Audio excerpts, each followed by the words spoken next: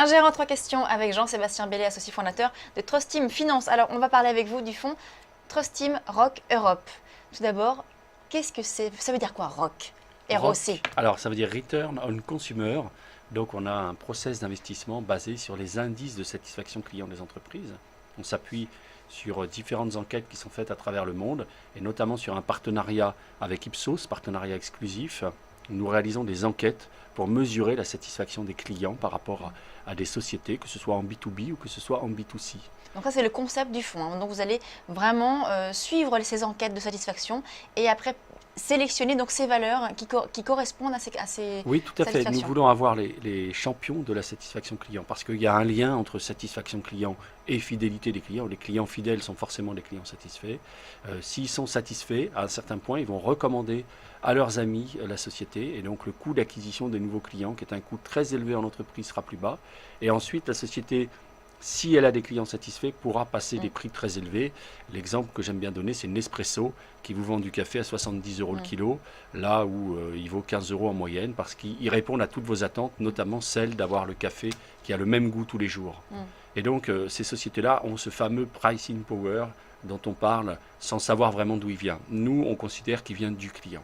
Est-ce que c'est pas du coup finalement à n'être que sur le secteur de la consommation? Vous parlez donc de la satisfaction client. Est-ce que vous êtes principalement sur ce secteur-là? Est-ce que vous avez Non, en d'autres fait, nous sommes sur tous les secteurs parce que chaque entreprise est un collectif au service d'un client. Et une entreprise sans client, c'est une association. Mais une entreprise, à partir du moment où elle veut faire des bénéfices, où elle veut faire de la croissance, son métier, c'est de conquérir de nouveaux clients. Donc, on a beaucoup d'entreprises en B2B. On peut avoir des sociétés de logiciels, SAP ou Dassault Systèmes sont des sociétés qui mettent le client au cœur de leur organisation.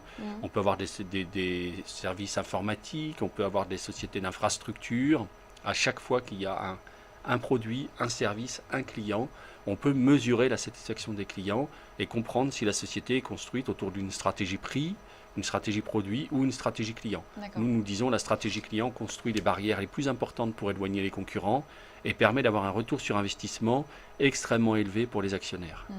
Alors, quelle est justement la façon dont vous allez sélectionner ces valeurs? Une fois que vous avez donc les enquêtes d'Ipsos, que vous avez donc sélectionné un petit peu là, les principales valeurs qui répondent aux critères de satisfaction des clients, comment est-ce que vous allez en choisir une par rapport à une autre? Alors, une fois qu'on a nos enquêtes qui sont un peu le retour du client par rapport aux entreprises, ça nous permet d'isoler une centaine d'entreprises qui sont les champions de la satisfaction client du point de vue des clients. Après, nous envoyons des questionnaires qui sont des questionnaires de satisfaction client aux entreprises. On va leur demander qui sont leurs clients, comment ils mesurent les attentes de leurs clients, est-ce qu'ils le font en interne, est-ce qu'ils le font en externe, comment ils traitent la satisfaction client, comment ils traitent les clients insatisfaits, comment ils sont rémunérés, comment est organisée la société. L'objectif étant de comprendre si la société met le client au cœur de son organisation ou pas. Est-ce qu'ils ont un Chief Customer Officer, est-ce qu'ils ont des représentants du client au sein de l'entreprise? Tous ces questionnaires viennent nous apporter une vision de la construction de l'entreprise autour du client ou pas. Et ça, avec nos enquêtes, ça nous permet d'isoler 80 entreprises environ en Europe. Et là, ensuite, on fait une analyse financière plus traditionnelle qui vient compléter cette approche, l'analyse financière extrêmement poussée parce que nous sommes des stock pickers. Voilà, on analyse le management, on fait des prévisions sur l'année en cours et l'année suivante. On a des outils d'analyse financière en interne qu'on a développés depuis 15 ans et on fixe des objectifs de cours. Et ensuite, on compose un portefeuille composé d'une cinquantaine de sociétés qui sont les entreprises qui ont mis le client au cœur de leur organisation, qui ont les qualités financières les plus importantes. Alors souvent, des gérants utilisent des logiciels un peu quantitatifs, c'est difficile, pour avoir des signaux, voilà, des petites alertes. Finalement, vos alertes, ce sont les études d'Ipsos en quelque sorte. Voilà, nos alertes, ce sont les clients satisfaits. Nous, on part du principe qu'il faut être pragmatique, qu'une entreprise qui a des clients satisfaits, c'est une entreprise qui pourra faire de la croissance demain, parce que les clients satisfaits, ça veut dire un actif client bien géré, et donc l'assurance de faire de la croissance. Il nous semble plus intéressant de surveiller ça que de surveiller tout un tas de critères quantitatifs ou techniques qui nous éclairent sur le passé de l'entreprise, mais ne sont pas forcément le reflet de l'avenir. D'ailleurs, on dit toujours dans tous les documents qu'on donne que le passé n'est en aucun cas le reflet de l'avenir et qu'il faut se méfier des performances. Je crois qu'il en est de même sur la vie d'une entreprise. Il faut vraiment se concentrer sur ce qu'est une entreprise, c'est-à-dire des personnes au service de clients. Et donc en analysant le client, on a une vision extrêmement claire de la capacité de l'entreprise à être la meilleure au sein de son secteur. Alors maintenant, on va parler un petit peu donc des valeurs que vous avez sélectionnées. On l'a vu peut-être tout à l'heure sur ce graphique, peut-être qu'on peut montrer à l'écran. Vous êtes principalement sur la France. 46%, donc ça c'était en décembre, du portefeuille est alloué sur donc la France.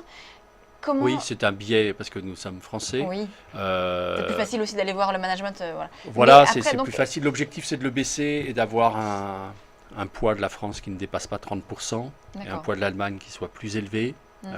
Simplement, comme c'est un portefeuille récent, le fonds a été lancé au mois de juin 2014.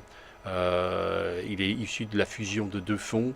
Donc, on avait encore pas mal de valeurs françaises. Alors, donnez-nous un petit peu des exemples de valeurs que vous avez en portefeuille. Alors, on va commencer par des valeurs internationales. Nous avons une seule banque en portefeuille parce que les banques ont des taux de satisfaction très bas, les banques traditionnelles. Donc, nous avons une banque qui s'appelle Svenska Handelsbanken, qui est une banque suédoise qui a mis le client au cœur de son organisation. Ce sont des petites agences qui sont dans les quartiers. Les gens qui travaillent dans ces agences doivent habiter dans les quartiers dans lesquels ils travaillent. Il n'y a pas de bonus, il n'y a pas de variable, ça n'est qu'une banque de retail, il n'y a absolument pas de banque d'affaires. Donc on voit vraiment que le client est le moteur de cette petite banque.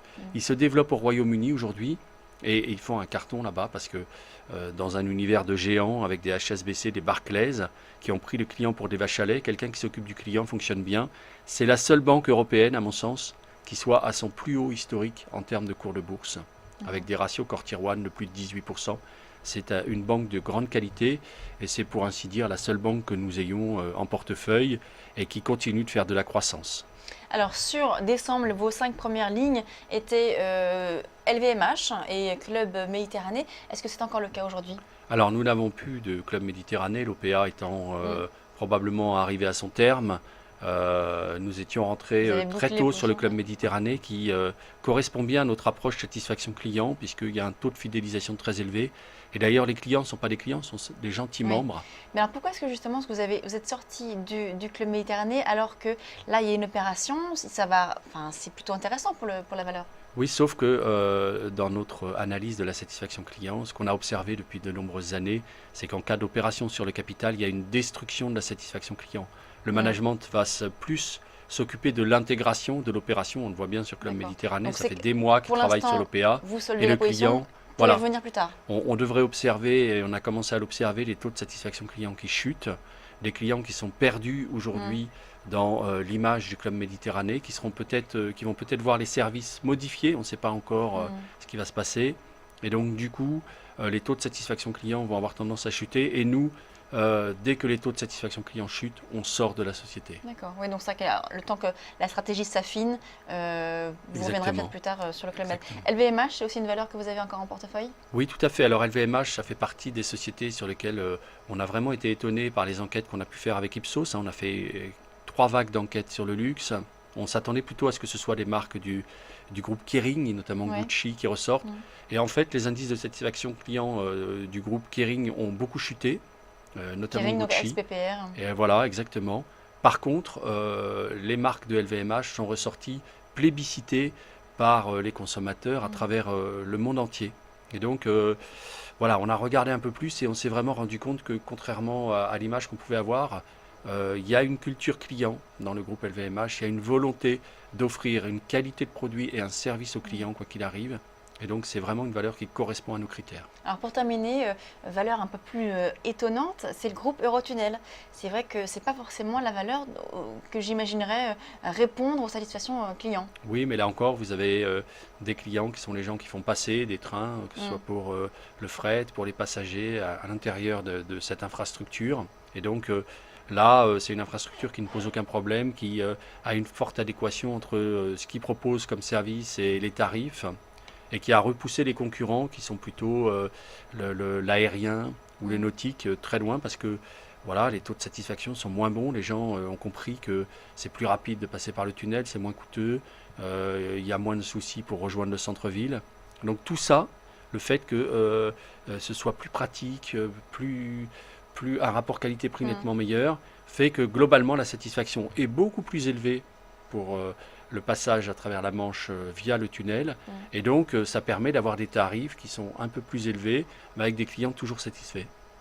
Merci Jean-Sébastien Bellet, donc associé fondateur de Trust Team Finance. Donc pour ce focus sur le fonds Trust Team Rock Europe, on va passer tout de suite au débat.